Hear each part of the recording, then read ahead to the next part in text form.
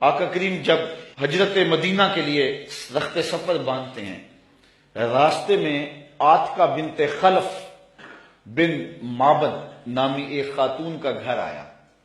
حضور وہاں رک کر کے ان کو کہا کہ اگر تمہارے پاس ہماری خدمت کے لیے کچھ ہے تو ہمیں پیش کرو۔ بھوک اور پیاس آقا کریم نے محسوس کی، حضور کے جو ساتھی بھی تھے۔ تو اس خاتون نے، جس کا نام معبد تھا، اس نے کہا کہ لو کانا عندنا شیء ما آوزکم الکرام، ہم دیہاتی لوگ ہیں اور عرب ہیں، ہمارے ہاں مہمان آ جائے تو کوئی کسر نہیں چھوڑتے، لیکن آج اتفاق ایسا ہے کہ ہمارے گھر کچھ ہے نہیں جو آپ کی خدمت کے لیے پیش کریں۔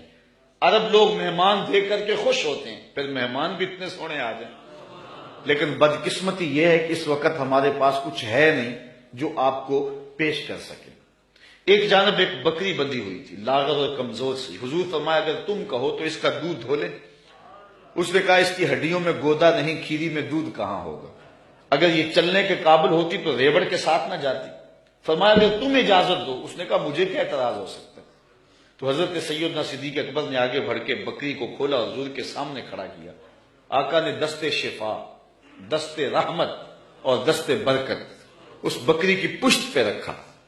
جو ہی حضور کا ہاتھ آیا تو اس نے جھجری لی، ٹانگیں چوڑی کر دی، اس کی کھیری میں دودھ اترایا۔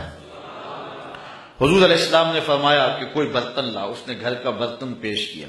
حضور نے دودھ دھوا تو جھاگ اٹھنے لگی، حتیٰ کہ گھر کے سارے برتن دودھ سے بھر گئے۔ معبد کے گھر کی تھالیاں بھی دودھ سے بھر گئی۔ حضور نے بھی پیا، حضور کے ساتھیوں نے بھی پیا۔ معبد اور گھر میں اس کا ایک بچہ تھا، اس کے پاس، اس نے بھی دودھ پیا۔ حضور علیہ السلام نے دعائے برکت دی اور چلے گئے۔ معبد کو حضور کا پتہ پوچھنا یاد نہ رہا، بس حضور کے حسن اور جمال میں کھو گئی، اور پوچھنا یاد نہ رہا کون ہو، کدھر سے آئے ہو، نام کیا ہے۔ شام کو جب معبد بکریوں کا ریوڑ لے کر کے واپس پلٹا، اس نے کچی کلی پہ نور برستے دیکھا، انوار اترتے دیکھے۔ معبد کا شوہر معبد کہتا ہے کہ کیا ماجرا ہے، آج ہمارے گھر میں یہ جو رونق ہے اور یہ جو تازگی ہے اور یہ انوار اتر رہے ہیں، کیا ماجرا ہے؟ تو معبد کو حضور کا نام تو پوچھنا یاد نہیں رہا، اس نے اپنے طور پہ حضور کا نام رکھ لیا۔ اس نے کہا آج ہمارے گھر میں مبارک آیا تھا، آج ہمارے گھر میں مبارک آیا تھا۔ معبد پوچھتا ہے کہ مبارک کیسا تھا جو سارے گھر کو روشن کر گیا؟ وہ کیسا تھا؟ تو معبد تاصف رسول اللہ صلی اللہ علیہ وسلم، معبد حضور کا حلیہ بیان کرتی، کہتی ہے فقالت رأیت رجلا ظاہر البزار، میں نے ایک ایسا شخص دیکھا ہے کہ جس کا رنگ نکھرا ہوا تھا، جس کا چہرہ چمک رہا تھا۔ اللہ اکبر۔ حدیث بہت طویل ہے۔ کسیم وسیم وفی عینیہ داج وفی اشفارہ وطف وفی صوتہ سہل احول اکحل ازج اکرن وفی عنقہ سطع وفی لحیتہ کساسہ۔ کہا کیا بتاؤں، رنگ سونا تھا، ابرو ملے ہوئے تھے، پلکیں لمبی تھی، آنکھیں سرمگی تھی، گردن سراہی جیسی تھی، ہاتھ خوبصورت تھے، خاموش ہوتے تو پھر بھی وقار ہوتا۔ لیکن میں معبد کا صرف ایک جملہ آپ کی نظر کرنا چاہ رہا ہوں۔ ہزارہا مصنفین، نثر نگار اور شعراء اور ادبا کے سارے ادب پارے اور ساری نثر نگاریاں اور ساری انصاف پردازیاں اس کے ان دو جملوں پہ قربان۔ معبد نے کیا کہا، میرے شوہر میں کیا بتاؤں کہ وہ مبارک کیسا تھا، میں کیا بتاؤں وہ مبارک کیسا تھا، بس اتنی بات سن لو۔ ابہ الناس وَأَجْمَلَهُ مِنْ بَعِيدٍ وَأَحْسَنَهُ مِنْ قَرِيبٍ، وہ اتنا سونا تھا جب کوئی اس کو دور سے دیکھتا تو سونا نظر آتا، قریب آ کے دیکھتا تو اور سونا نظر آتا۔ یہ دو جملے اس کے دیکھیے، دور سے کوئی دیکھے تو پھر بھی سونا، قریب آئے تو پھر بھی۔ کچھ لوگ دور سے بھلے لگتے ہیں، قریب آئے تو نقوش میں وہ کشش نہیں ہوتی ہے۔ کچھ لوگ قریب سے سونے، دور سے دھندلے ہو جاتے ہیں، لیکن کہا وہ اتنا سونا تھا، دور تھا پھر بھی سونا لگتا تھا، قریب آیا تو پھر بھی۔ اچھا، یہاں اس نے حضور کی سیرت بھی بیان کی ہے۔ کچھ لوگ دور سے اچھے لگتے ہیں، قریب آ کے اچھے، دور سے اچھے لیکن رشتہ داری کر کے دیکھو تو اچھے نہیں ہیں، کاروبار کر کے دیکھو تو اچھے نہیں ہیں، دوستی لگا کے دیکھو تو اچھے نہیں ہیں، سفر کر کے دیکھو تو اچھے نہیں ہیں۔ وہ کیا، کسی نے کہا اس کے لہجے میں یوں تو برف تھی لیکن جو چھو کے دیکھا تو ہاتھ جل گئے۔ کچھ لوگ دور سے سہانے سہانے، قریب آئیں تو کان پھٹیں ڈھول کی طرح، لیکن اس نے حضور کی صورت بھی بیان کی اور ان جملوں میں حضور کی سیرت بھی بیان کی. کہا وہ اتنا سونا تھا، دور تھا تو پھر بھی سونا لگتا تھا، قریب آ گیا تو پھر بھی سونا لگتا تھا. دور تھا تو نظریں جھکی ہوئی تھی، قریب آیا تو حیا کے پہرے تھے. عجیب حسن تھا، عجیب رنگ تھا. حضور دور سے بھی سونے اور قریب سے بھی. جنہوں نے قریب سے دیکھا نا انہوں نے کہا کل قمر لیلۃ البدر لم ارا قبلہ ولا بعدہ مثلہ. کیا پوچھتے ہو، 14ویں رات کا چمکتا ہوا چاند تھے حضور.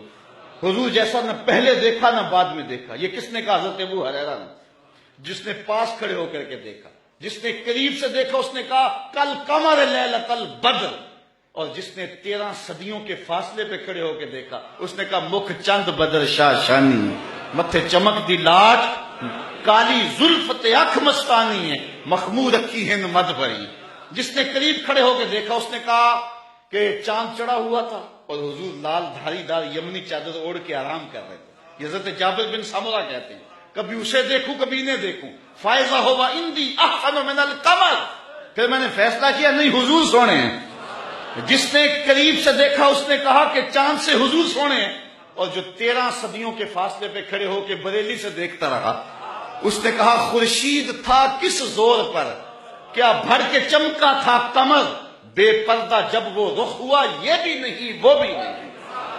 جس نے قریب سے دیکھا اس نے کہا کان رسول اللہ صلی اللہ علیہ وسلم افلج الثنیتین اذا تکلم رویا کالنور یخرج من بین ثنایاہ، کہ حضور کے سامنے والے دانتوں میں ہلکا سا سوراخ تھا اور حضور جب بولتے تھے نور کی کرنیں چھن چھن کے نکلتی تھی. یہ حضرت عبداللہ ابن عباس نے کہا جو پاس کھڑے تھے اور جو 14 صدیوں کے فاصلے پہ کھڑا تھا اس نے کہا تو اجے میرا یار نہیں ڈٹھا، جنوں ویکھ کے چند شرم آوے، ادھی راتی دن چڑھ جاوے، جیو رخ تو نقاب اٹھاوے، کہ جیو نکلے شیر کرن نو سارا گلشن سیس نواوے، اتے دھرتی لف لف جاوے، جے ہاتھ پھلاں وچ رکھدا ہاتھ پھلاں تو ود جاوے، نین نشیلے مست رسیلے وچ سونا کجل سہاوے، اکھ اگڑے تے انج پیا جاپے جویں میں خانہ کھل جاوے، تے جے او کھولے پیچ زلف دے اتے راہی راہ پل جاوے، توبہ توبہ حسن سجن دا چال نہ چلی جاوے، بجلی ڈردی لشک نہ مارے متا بے ادبی ہو جاوے، علم خدا نے اینا دتا عقلاں وچ نہ آوے، عقل خدا نے اینی دتی علماں وچ نہ آئے، کی اعجاز نظر وچ او دی جو آوے وک جاوے، خلق او دے نے مو لئی دنیا کوئی ورلا ہی جان بچاوے، آزم ایڈا سونا ماہی سن کدرے نظر نہ آوے. جنہوں نے قریب سے دیکھا انہوں نے بھی کہا سونا اور جنہوں نے دور سے دیکھا انہوں نے بھی کہا سونا. تو کہا کوئی قریب سے دیکھے پھر بھی واری جائے، دور سے دیکھے پھر بھی واری جائے، تو اجے میرا یار نہیں ڈٹھا، جنہوں ویکھ کے چند شرم آوے.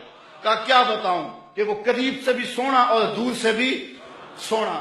اچھا اس نے حضور کا حلیہ بیان کیا، ام معبد میرے بچے تیرے پہ قربان، ام معبد میری نسلیں فدا تیرے ایک ایک جملے پہ. حضور کا حلیہ بیان کیا اور حد کر دی ام معبد نے. دعا کرو اللہ ہمیں حضور کی زیارت نصیب فرمائے.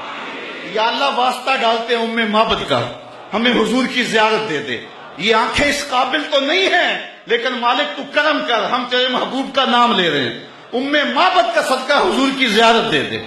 اچھا ام معبد نے حضور کا حلیہ بیان کیا، مبارک کا حلیہ بیان کیا.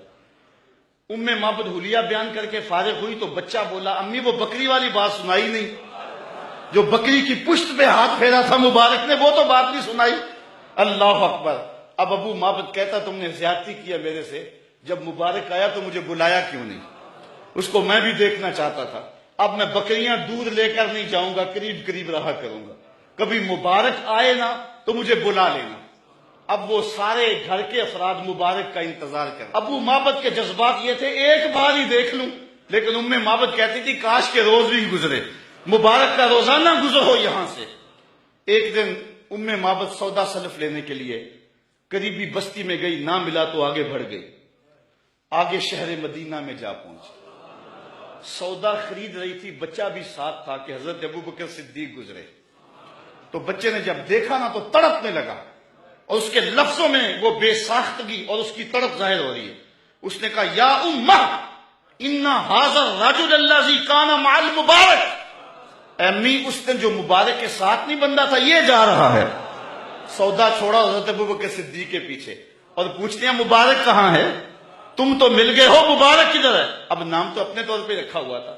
حضرت ابوبکر صدیق فرمایا کس مبارک کو ڈھونڈ رہی ہو؟ کہا وہی جس نے بکری کی پشت پہ ہاتھ پھیرا تھا۔ کہا آؤ تمہیں مبارک کے ڈیرے پہ لے چلو۔ حضور صحن مسجد نبوی میں بیٹھے ہوئے تھے۔ جب بچے نے دیکھا تو پھر چیخا اور کہا امی وہ دیکھو مبارک بیٹھا ہوا۔ یہ حضور کے قدموں میں بیٹھ گئی اور برکت لوٹی۔ حضور نے اسلام دیا، انہوں نے قبول کیا۔ واپس پلٹے، گھر آئے۔ شام کو ابو معبد کے واپس آنے کا جب وقت ہوا نا تو ماں کہتی تھی بیٹے تو خاموش رہنا، میں بتاؤں گی تمہارے باپ کو۔ بیٹا کہتا نہیں امی، مبارک کے ساتھی کو میں نے دیکھا تھا، اس لیے میں نے بتانا ابو کہ ہم مبارک کو دیکھ آئے ہیں۔ شام کو جب ابو معبد آیا نا، یہ دونوں بتانے لگے، وہ پہلے ہی بول پڑا۔ کہا گھر پھر چمک رہا ہے، مبارک پھر آیا تھا؟ انہوں نے کہا مبارک تو نہیں آیا، ہم اس کا ڈیرا دیکھ آئے ہیں۔ کہا کدھر رہتا ہے؟ کہا جسے دنیا محمد کہتی ہے وہی تو مبارک ہے۔ پھر اگلے دن ابو معبد بھی حضور کے قدموں میں بیٹھا ہوا تھا۔ وہ بکری ام معبد کے پاس عام و رمادہ تک زندہ رہی۔ اہل سیر لکھتے ہیں کہ حضرت عمر کے دور میں ایک سال آیا تھا جب قحط پڑا تھا اور درخت بھی سوکھ گئے تھے، جانوروں کی چھاتیاں بھی خشک ہو گئی تھی، کنووں کے پانی بھی نیچے چلے گئے تھے، حوض بھی خشک ہو گئے تھے، کہیں سے پانی کا کوئی قطرہ نہیں ملتا تھا، لیکن ام معبد کے ڈیرے سے بکری کا دودھ مل جاتا تھا، کیونکہ حضور علیہ السلام نے اس بکری پر اپنا دست شفا پھیرا تھا، اپنا دست برکت پھیرا تھا۔ یہ حضور علیہ السلام کے ہاتھ کی اور حضور علیہ السلام کے دست نور کی برکت ہے۔ یہ ہاتھ تو اٹھ جائے تو چاند کے ٹکڑے ہوتے ہیں، یہ ہاتھ اٹھ جائے تو سورج پلٹ کے سر کے وقت پہ آتا ہے۔ اللہ اکبر! یہ جدھر ہاتھ ہو جاتے ہیں ادھر ہی کائنات کا نظام ہوتا ہے۔ اللہ تعالی ہمیں حضور کی محبت نصیب فرمائے۔